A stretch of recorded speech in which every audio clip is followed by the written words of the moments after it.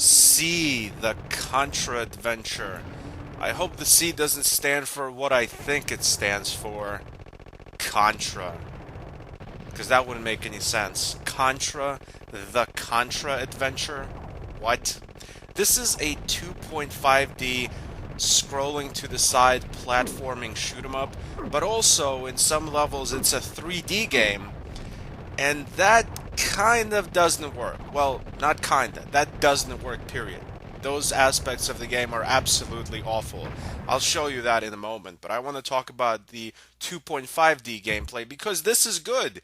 It's like your regular standard Nintendo Contra game with much more advanced graphics. It handles just like that.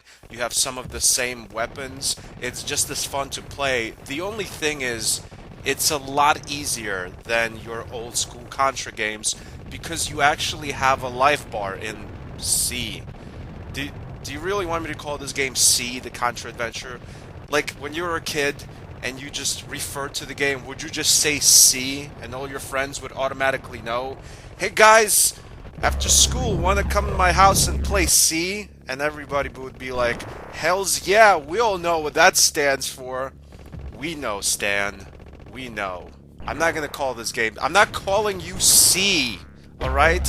That is really corny. I'm calling you Contra. I'm calling you the Contra Adventure. C, the Contra Adventure is a stupid name. You have a stupid name. Not like me, Stan. A perfect name. It's masculine and non-threatening. It's sexy. So exotic. Stan is such an exotic name. I mean, not in like the West, but if I were to go to like Sri Lanka, I think Stan would be very exotic there. So that's what I'm gonna do. I'm moving to Sri Lanka. Goodbye, game reviews. I'm gonna live in Sri Lanka and raise papaya fruit. So you do have a life bar, which means you can take more than one hit, which is actually perfect.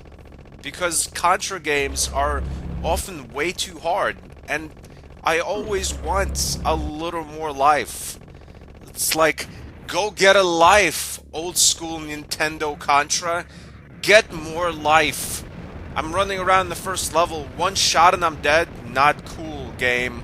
In this game, you can take quite a few shots. There's some bullets flying at you. Sometimes you do die in one hit. Like some things, mostly in the environment. If you like run into fire or you fall off a platform into lava or something. Anything fire related. Your character seems to not be immune to molten fire and lava. That kills you pretty much in one hit. But like enemy projectiles, most of them, at least the projectiles of the regular add-ons, not the bosses, they take a few hits. And I like that. I mean, it's just like that in real life. Most soldiers, if you just get shot once, I mean, say you're not shot in any kind of important organ, if you're not shot in the heart or the head, you can keep going. If you're shot in like the stomach somewhere, the leg, obviously it's gonna hurt like hell, but you can kind of still move. Look at me, I'm like Mad Dog Mathis with my knowledge of combat. I've played third and first person shooter video games.